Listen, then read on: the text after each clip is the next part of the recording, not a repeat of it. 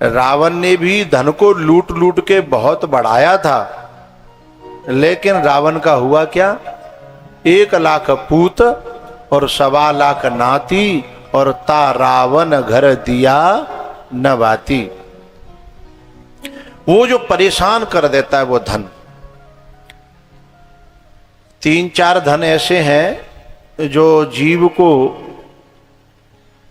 बहुत परेशान करते हैं। एक तो ये जुआ का धन है, दूसरा धन है भाई के हिस्से का।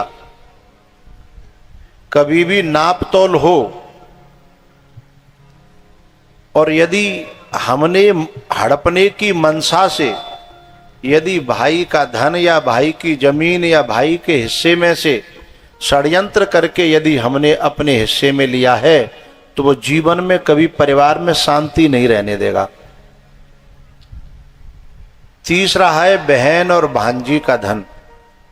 बहन और भांजी का धन ये कभी जीवन में शांति नहीं पाने देगा। चौथा है नाठ का धन। वो कुछ दिन बाद सुपड़ा साफ करता है। यदि उसमें से हमने, क्योंकि वो उसको मैं ज्यादा नहीं खोलूंगा, मुझे जरूरत भी नहीं, सब लोग जानते हैं और लोग जानते हैं वो उससे बचने का प्रयास करते हैं और वो कहीं ना कहीं समाज के हित में उसे दान कर देते हैं, क्योंकि उस समय तो वो अच्छा लगता है। लेकिन कभी कभी जो है शुगर के मरीज को जैसे चीनी अच्छी तो बहुत लगती है, रसगुल्ला अच्छा तो बहुत लगता है, लेकिन उसका परिणाम बोला करो भाई अच्छा नहीं होता। और 5वां या 6वां मानिए वो है आश्रम का या मंदिर का या संत का धन। वह भी विनाश करता है। कुछ लोग जो है ना मंदिर की जमीन को, आश्रम की जमीन को तिकड़मबाजी करके अपने नाम अपने हिस्से में या वैसे ही जोत लेंगे हैं, या उसको जो है ना चतुराई चालाकी से जो है ना वो करके उसका वो उपयोग करेंगे। वह शांति कभी नहीं लेने देगी और एक दिन घर में उसके पागल पैदा हो जाएंगे, घर में दिमाग उनका खराब हो जाएगा। तो ये कुछ धन ऐसे हैं जो हिंसा के द्वारा इनडायरेक्टली इनमें हिंसा होती है, और वो आदमी की शांति को छीन कर दे। धन तो दिखाई देगा लेकिन धन से मिलने वाला सुकून, शांति, समृद्धि है और घर में बरकत है और औलाद के संस्कार ये तुम्हें सही नहीं मिलेंगे। अच्छा, एक फर्क आप देखना, मैं कहना नहीं चाहता पर मैं प्रकारांतर से कह रहा हूं। जिनकी सर्विस खून पसीना की है उनकी औलाद तुम्हें बहुत अच्छी मिलेगी, और जिनकी सर्विस ठीक नहीं है उनकी औलाद तुम्हें ठीक नहीं मिलेगी। ये बात मुझे याद आई तो हमारे जो है मेजर साहब बैठे हैं, खड़े हो जाएं। इनकी बच्ची है और वो तलवार में, हाँ तलवारबाजी में मेरे पास मैसेज आया था, मुझे बहुत प्राउड फील हुआ। समय मिलने पर उसे आशीर्वाद जरूर मैं दूंगा। तलवारबाजी में और मेडल लेकर के आई है। मुझे इतना, क्योंकि ये आर्मी वाले लोग होते हैं ना, देश के सैनिक होते हैं, इनकी संतानें जौहर करती हैं क्योंकि इन्होंने जौहर किए होते हैं। मैं प्राउड फील करता हूं, कह देना। तो क्योंकि पसीने की कमाई दिखती कम है पर फायदा ज्यादा करती है, और वैसी कमाई दिखती ज्यादा है। अब ये कैसे कह दूं कि फायदा कम करती है? अब आप समझ लो, फायदा तो करती ही नहीं है, वो केवल दिखती है। जैसे रावण के पास संपत्ति दिख रही है और सीता जी रावण के पास लक्ष्मी जी हैं, वो दिख रही हैं पर उसके पक्ष में नहीं है, उसके पास हैं पर उसके साथ नहीं है। बात समझ में आ रही है ना? रावण के सीता जी पास हैं पर साथ नहीं है। अशोक वाटिका में दिख रही हैं पर उसके पक्ष में नहीं है, उसके नजदीक दिख रही हैं पर उसे प्राप्त नहीं है। अगर उसे प्राप्त हो गई होती डॉक्टर साहब अगर सीता जी रावण को प्राप्त हो गई होती तो जब अंगद ने पैर जमाया और ये कहा कि फिरें राम सीता में हारी, जो मम चरण सकस सठ टारी, तो फिरें राम सीता में हारी। तो रावण को कहना चाहिए था, 10 खोपड़ी वाला आदमी, वेदों का भाष्य करने वाला, इतना बड़ा विद्वान, उसे यह समझ में नहीं आया कि जुआ में दाव पर वो चीज लगाई जाती है जो अपनी जेब में होती है, अपने पास होती है। भाई तुम्हारी जेब में जो 20 रुपया धरे का है वो मैंने दाव पे लगा दे, जो कोई समझदारी है? या ऐसा हो सकता है क्या? भाई तुम्हारे पैसा मैं दाव पे कैसे लगाता हूं? तो इस समय सीता जी रावण के उसमें हैं, कस्टडी में, रावण के चंगुल में हैं। तो रावण को कहना चाहिए था कहीं दाव पे लगाना है तो कोई ऐसी चीज लगा जो तोपे होए, जो तोपे है ही नहीं, जो मैं हरण करके लाया हूं, जो मेरे कस्टडी में है, जो मेरे हक में है, मेरे पास में है, मैं उस चीज को तुम कैसे दाव पे लगा सकते हो? ये कहना चाहिए था कि नहीं कहना चाहिए था? लेकिन रावण, जैसे अंगद ने दाव लगाया, रावण बड़ा राजी हुआ। क्यों हुआ? क्योंकि उसे पता था कि मेरे पास सीता जी है नहीं, ये लक्ष्मी मेरे पास है नहीं, ये केवल ऊपर का दिखावा दिख रहा है, लेकिन यदि इस शर्त में मैं जीत गया तो मुझे सीता जी सचमुच में मिल जाएंगी। है? ऐसे ही ये जो धन है ये उस आदमी के पास दिखते हैं, लेकिन भीतर से उनकी जो धक धक धक धक धक धक चलती रहती है ना, है? उनसे ऐसे लोग मुझे मिलते हैं, संपर्क में भी है, वो भीतर से यही कहते रहते, कृपा करना भगवान। मैंने कहा काय की? बोले पच जाए, मिले तो बहुत हो ठाकुर जी। ठाकुर जो कहता ठाकुर जी ने बहुत दे, ठाकुर जी नहीं देता उसे, उसे तो जो है कोई और, कोई तुम्हें माया जो है ना तुम्हारी जिंदगी में, हमारी जिंदगी में यदि आ रही है और रास्ता गलत है, तो उसे ठाकुर जी की दी हुई मत मानिएगा, उसका रास्ता कहीं से निकाल देना, और नहीं तो फिर वो तो जाएगी और संग में। हाँ, 1 लाख पूत 1.25 लाख नाती, तारावन घर दिया नबाती। 1 लाख पूत 1.25 लाख नाती, तारावन घर दिया नवाती। रहान को कुल रोवनिहारा, राम विमुख अस हाल तुम्हारा। राम विमुख अस हाल तुम्हारा। तो ये जो धन की बात आई, जुआ की बात चली थी, ताश की बात चली थी। ताश जो है खेलने वाला भक्ति के मार्ग पर नहीं चल सकता। बोले क्यों? ताश कपट सिखाता है। ताश में क्या है? सिवाय कपट के कुछ नहीं है।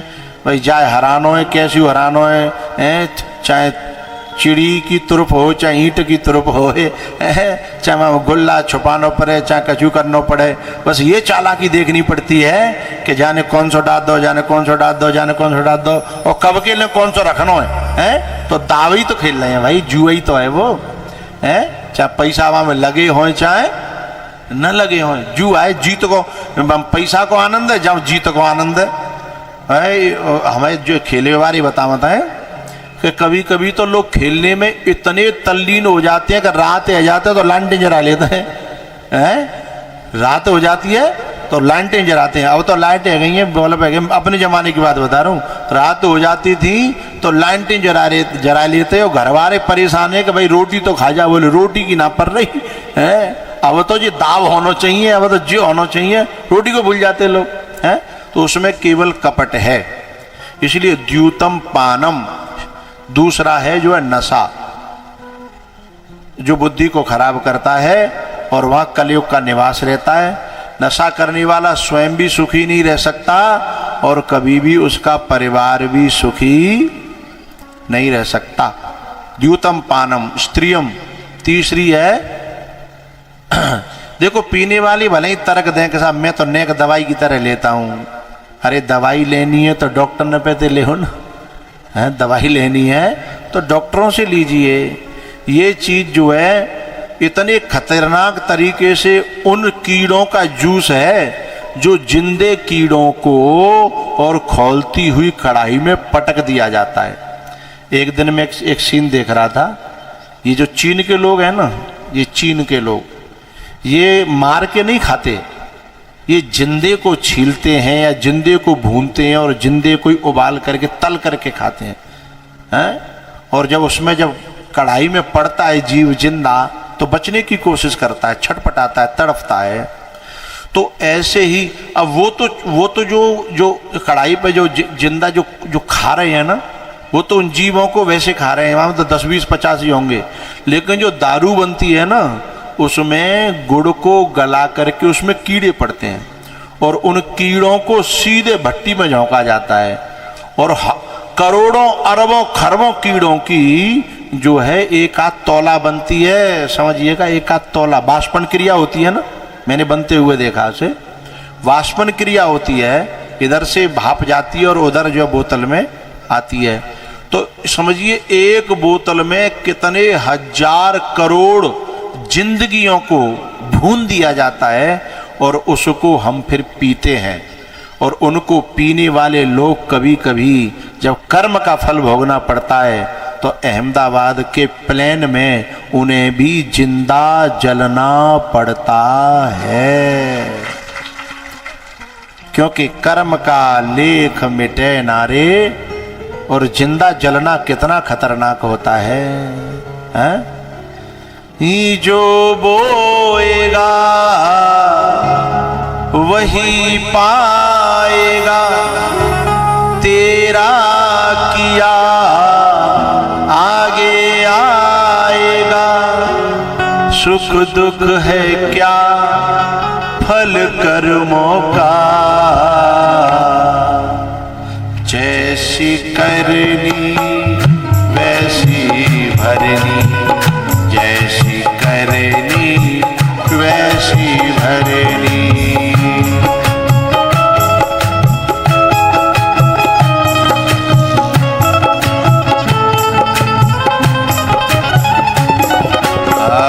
जैसी करनी वैसी भरनी, जैसी करनी वैसी भरनी।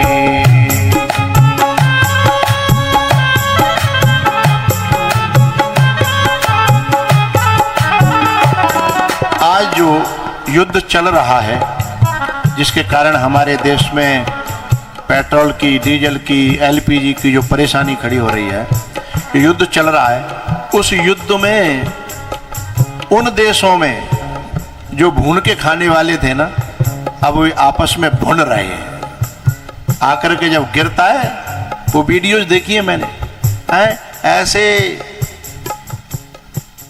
क्या कहूंगा, वो उड़ जाते हैं, चिथड़े चिथड़े उड़ जाते हैं, बीन करके भी पता नहीं चलता कौन है कौन नहीं है, अहमदाबाद में जब प्लेन में आग लगी ना, हवाई जहाज में, तो समझ में नहीं आ रहा था कौन सा मंत्री कहाँ है, उनके वो सैंपल ले करके जी कौन को डीएनए कौन को डीएनए है, नेक से दे दो, मांस को टुकड़ा कर लो, संस्कार करो, ऐसे जो अभी जो देश में जो भुन रहे हैं ना, उन्होंने भी कभी भूना है, इसलिए वो कर्म फल देने पे आया है।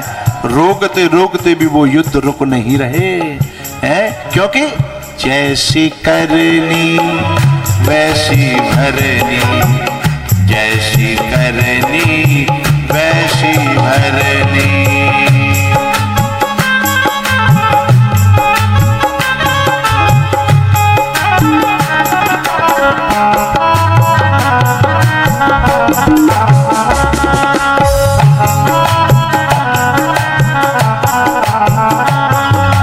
जो बोएगा वही पाएगा, तेरा किया आगे आएगा।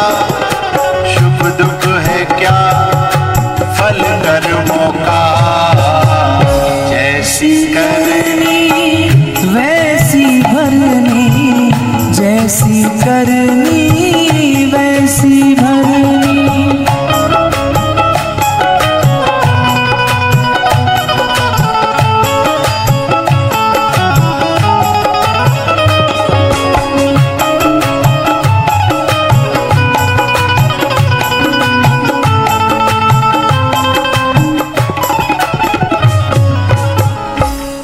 द्यूतम पानम, इसलिए दारू जो है ना, शराब जो है ना, जो पीते हैं ना, उन्हें ये लगता है कि हम तो सब पीने वाले कहते हैं अपने बाप की पी रहा हूँ, तेरी पी रहा हूँ क्या? अपने बाप की तो पी रहा है, पर तुझे ये नहीं पता कितनों का खून पी रहा है? कितनों की जिंदगी पी रहा है, कितनों का सुकून पी रहा है? इसलिए उसके माथे पर कलयुग बैठता है। द्यूतम पानम, जहाँ की नारियां अमर्यादित रहती हैं।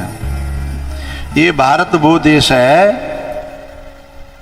कि रानी पद्मावती को देखने के लिए, उसके नाखून को छूने के लिए आक्रांता तरस गया था। पूरा युद्ध हुआ और युद्ध में जब रानी को लगा कि मेरी सेना मारी गई, मेरा रक्षक मारा गया, तो उसने जौहर किया। अपने साथ सब रनिवास की जो रानियां थीं, जो किले की जो रानियां थीं, उन्होंने आग जलाई। इसका गवाह है चित्तौड़ का किला। नहीं, चित्तौड़ का नहीं, चित्तौड़ का ही है क्या? हाँ, चित्तौड़ का किला इसका गवाह है। वहां अभी भी जो जौहर किया था ना, हाँ, रानी पद्मावती ने जौहर किया था, वो जगह आज भी है। देखोगे वहां तो आपके रोंगटे खड़े हो जाएंगे उस इतिहास को सुन करके। तो जिन्होंने अपने नाखून तक को छूने नहीं दिया, मरना मंजूर किया, ये भारत उन साध्वियों का देश है, उन वीरांगनाओं का देश है। हा? तो जो आक्रांता देखने को तरस गया लेकिन देख नहीं पाया है, उस देश की नारियां इस बात में अपना गौरव समझने लगी हैं कि हम ज्यादा से ज्यादा अपने शरीर को दिखा पाए हैं। ये इस देश का दुर्भाग्य है और उन नारियों का भी दुर्भाग्य है। वो अपने उस बात को भूल गई हैं, अपने इतिहास को, अपने गौरव को, अपनी संस्कृति को। उन्हें यही लगता है कि हम जितना अपने आप को शो ऑफ कर पाए, दिखा पाए, हम उतनी ही महान बन जाएं। ये मूर्खता है, ये समझदारी नहीं है। आक्रांता मर गया लेकिन देखना तो दूर, छूना तो दूर है, उनकी छाया तक को नहीं पकड़ पाया साहब। तो बात किस पे चली? इसमें एक श्लोक है, द्यूतम पानम स्त्रियम सुना। स्त्रियां जो है, नारियां हैं, जहां अपने आप को, भाई एक समय वो था कि नग्न करने के लिए जिसने कपड़े पकड़े उस पे महाभारत हो गया। जो उघाड़ने के लिए तैयार हुआ तो महाभारत हो गया। और अब कोई कपड़ा पहनने की कह दे, बात समझ गए? पहले कपड़ा उतारने पे महाभारत हुआ और अब जो है कपड़ा पहनने की कह दे तो महाभारत हो जाता है। हाँ, यूं कहते हैं, बताओ जी बाबा अपनी कथा करें, जिन्हें जिनते काले दोनों को हमारी मर्जी, हम कचू पहरे हैं, हमारी मर्जी। अरे हम हाई फाई हाई क्लास के लोग हैं, हम मॉडर्न लोग हैं। मेरे के नंगे हैवे थे मॉडर्न नहीं बनते, नंगे हैवे थे हाई क्लास के नहीं बनते, नंगे होने से महान नहीं बनते। अगर नंगे हैवे थे महान बनते तो भैंस कबू की महान है जाती है। वो तो पूरी नंगी है साहब। वैसे एक बात बताऊं, भैंस हो करके भी ठाकुर जी ने उसके अंगों को ढकने के लिए पूंछ बनाई है। भैंस होकर के भी अंगों को ढकने के लिए पूंछ बनाई है। और जो मनुष्य होकर के और जो अपने आप को नग्न दिखाना चाहते हैं, वो भैंसों से भी गए बीते हैं, चाहे बुरो माने चाहे भलो माने। नंगे होने से महान नहीं बनते।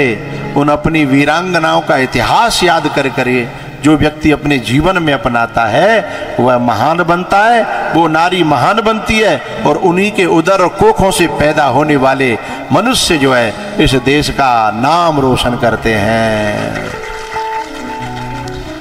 तो द्यूतम पानम स्त्रियम सूना, तो जहाँ हिंसा होती है वहाँ कलयुग रहता है।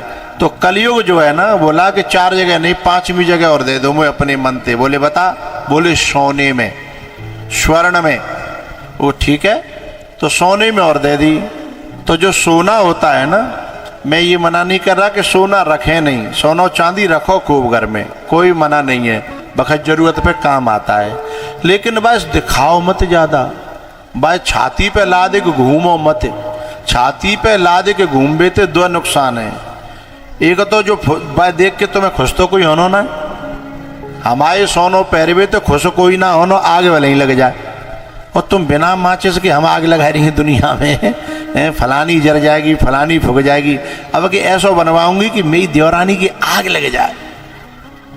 अब बताओ, अब जा उद्देश्य थे यदि हम सोने दिखा रहे हैं, ज़्यादा पहन रहे हैं, तो पुण्य होगा कि पाप होगा? हैं? अरे जाके पहरवे थे दुनिया को दुखी होए, वह काम नहीं करना चाहिए। सोनो राखो अपने बखत जरूरत पे, हमारे माँ बाप ने दया है, हमारे सास ससुर ने दया है, हमारे पति ने दया है, तो जोड़ के राखो, जब कोई जरूरत पड़े हैं तो उठा के दे दो कि जा काम के लिए, तेरा तुझको अर्पण क्या लागे मेरा। उसमें भी आसक्ति न रखो है, और नहीं तो फिर कलेजा किसी दिन जो है फट जाएगा। तो स्वर्ण में नहीं भैया, कोई काव की तरफ इशारा मतलब सबकी गोल मोल बात कह रहा हूँ मैं, हैं? अब कोई पैर के आ गई आ जाओ, और ऐसी कौन सी सुते में न जाओ जो ऐसा नहीं करते हो, ऐसे की दूधी की दूध की धुबी वही को है। ये तो सबकी बात है। तो जो जा बातें समझेंगे, धीमे धीमे अपने जीवन में धारण करेंगे तो महान बनेंगे, हैं? क्योंकि इससे खुशी कोई नहीं होता, हैं? दुखी होते हैं। तो सोने में कलयुग का निवास रहता है। बोलो शंकर भगवान की।